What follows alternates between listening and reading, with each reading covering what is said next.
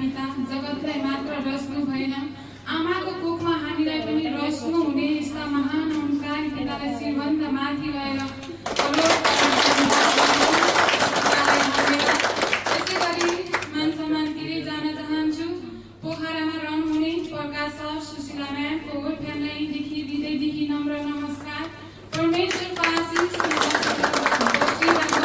चाहन्छु र त्यसै गरी मलाई ग्रहण चङ्गाई गरिदिनु हुने सिन्धुपाल्चोक शाखाकी रानीमा रहनुहुने पार्वती म्याम हजुरलाई नि हृदयदेखि नम्र नमस्कार। परमेश्वरको आशिष बसिरहेको भन्न चाहन्छु र मलाई शुभको समाचार सुनाउनु हुने मेरो दिदी मेरो आमालाई पनि परमेश्वरको आशिष सदा सर्वदा रहिरहोस् भन्न चाहन्छु र परमात्मालाई धन्यवाद। यसै प्रदेशकै ठाउँमा नि हरेक वचनद्वारा सम्पूर्णलाई उत्साहित गराउँदै आउनुहुने हाम्रो राजु सर हजुर सुस्मिता म्याम हजुरमा नि हृदयदेखि नम्र नमस्कार।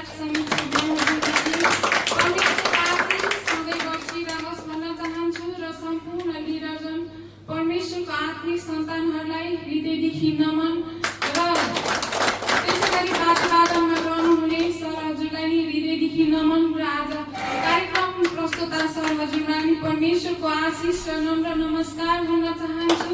र जुन माध्यमबाट परमेश्वरको महिमामा जुट्न सक्नु भएको छैन जुन माध्यमबाट हेरिरहनु भएको छ उहाँहरूलाई नि हृदयदेखि नम्र नमस्कार र परमेश्वरको आशिष भन्न चाहन्छु र उहाँहरूलाई नि हरेक मुखद्वारा हरेक गवाईद्वारा उहाँहरूको जीवनमा भएका हरेक समस्याहरूलाई नि चट काट्ने वचनहरू आउनेछ।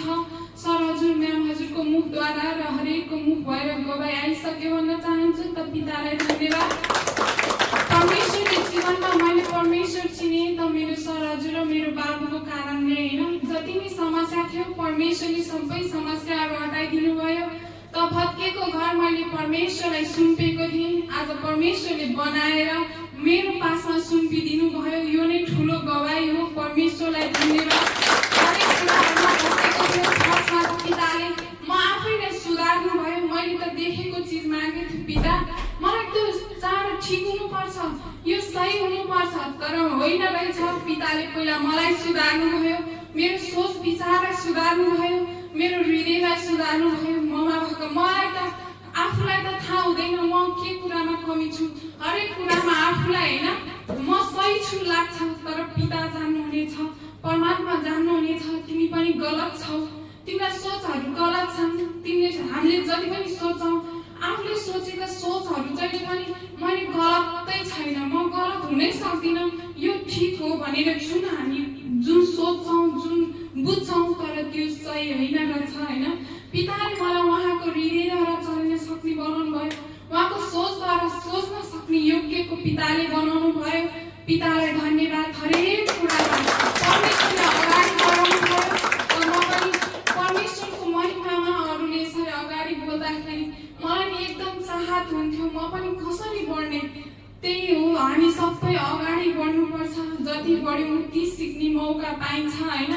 परमात्मालाई धन्यवाद। पछाडि बसेर ताली मात्र बजाउँथे हिजोको दिनमा पिता मलाई पनि यस्तै गरे अगाडि गएर वचनहरू मलाई केही आउँदैन होइन म कसरी अगाडि बढ्ने पिता त पछाडि बस्दै अगाडि बढ्ने सोच राख्थेँ होइन तर बढ्न सक्दैन थिएँ। ल आउनुहोस् अगाडि गवाई भन्नुहोस् भन्दा उभिएर भन्न नसक्ने म अगाडि गरेर मलाई चाहिँ परमात्मा मलाई कसरी अगाडि बढ्ने म कसरी लिडर बन्ने कसरी हजुरको राज्य खोजी गर्ने भनेर त्यो इच्छा चाहिँ राख्थेँ तर म कसरी गर्ने मेरो सोचहरूमा त्यस्तो थियो। कसैले आएर मलाई अगाडि गएर भन्दै हुन्थ्यो नि भन् भनेर जब धकाल्छ अनि म भन्थेँ नि कसैले मलाई जा भन्दै हुन्थ्यो नि होइन म त्यस्तो थिएँ कि म कसैले मलाई भन्न गवाई भन्दै भनेर जब उचाल्छ अनि तब मात्र म उठेर आउन त्यो इच्छा राख्थेँ तर त्यो गलत हो।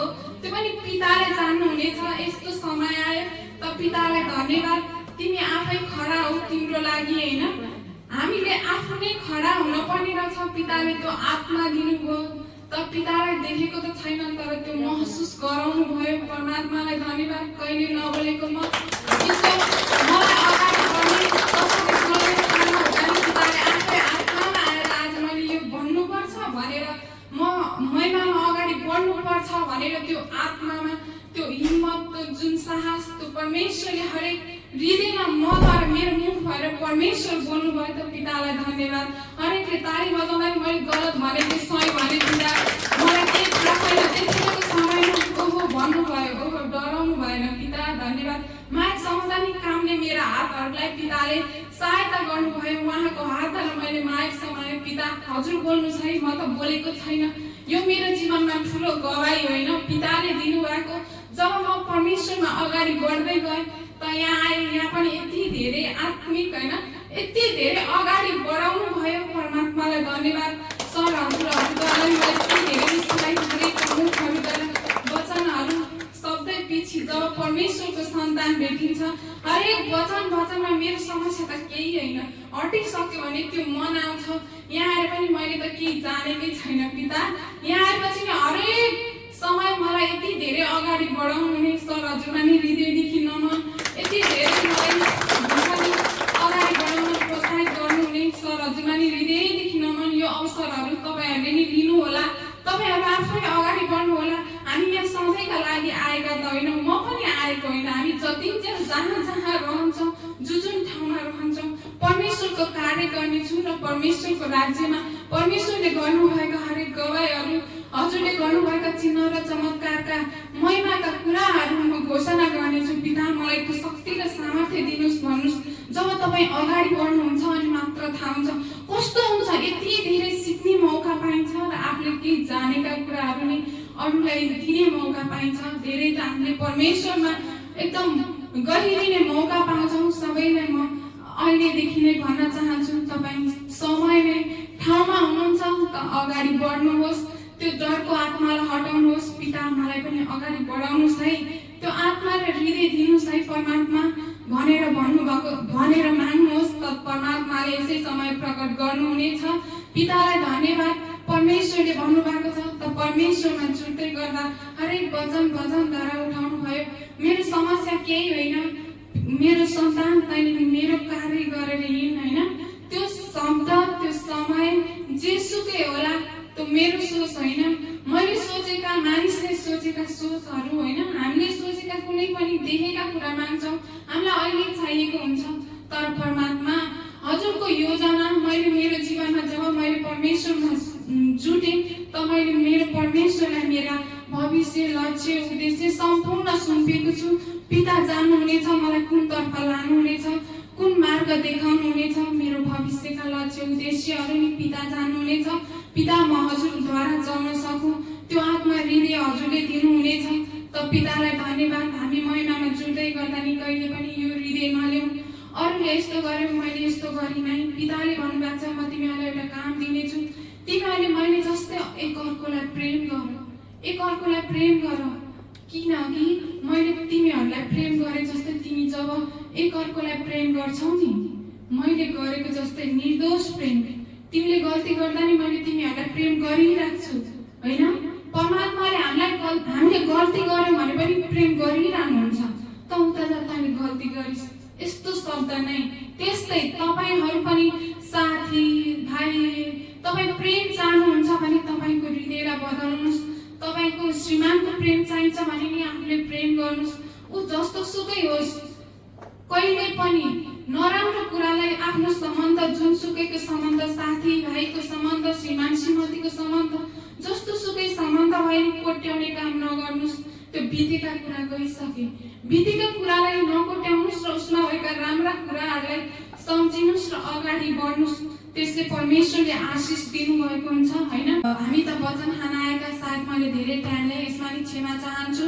त हमेसा अगाडि बढाउन मलाई सहायता गर्नुहुने सर हजुरलाई नि फेरि हृदयदेखि नम्र नमस्कार। हरेक समय मलाई यस्तो अवसर दिनुहुने, जब हरेक समय अवसरहरू मिल्छ त हरेक कुराको खोजी हुन्छ। परमात्मालाई धन्यवाद। अर्को हरेक हप्ता हजुरहरू महिमामा जुट्न सक्ने पिताले बनाउनुहुनेछ र हरेकको जीवनमा सुख, शान्ति, समृद्धि परमेश्वरले छाइसक्नु भयो भन्दै बिदा हुन चाहन्छु। त परमात्मालाई धन्यवाद।